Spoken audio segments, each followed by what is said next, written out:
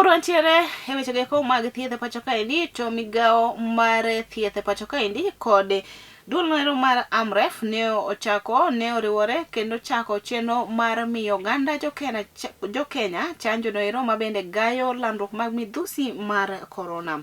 Kono tendegi kod Mikai Susan Mochache koro ne oyango ni clinics geko mabende biro tigodo kaka kare chiwo chanjo ne jo-Kenya biro chiwo ne oganda thuolo mar yudo chanjo noero e yonoero makare.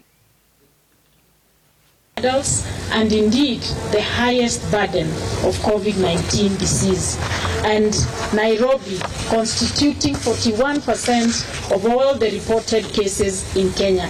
So you can imagine if we had less people vaccinated, we would certainly be seeing more deaths, more people hospitalized. And it's my really humble opportunity to request the 20% of you who are still out there of the adult population in Nairobi County who have not received a single dose to come out and get that vaccine. I must point out that the government is indeed concerned of those people that I'm talking about out there, the ones that remain unvaccinated. And those are 1 in every 2 people.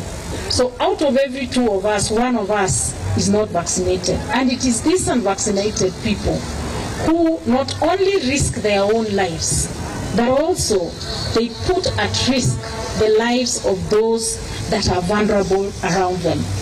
We must therefore seek out the remaining unvaccinated population even more aggressively than before through collaboration with all stakeholders. And I do recognize the challenge that communities face in accessing services, and that has been said here before.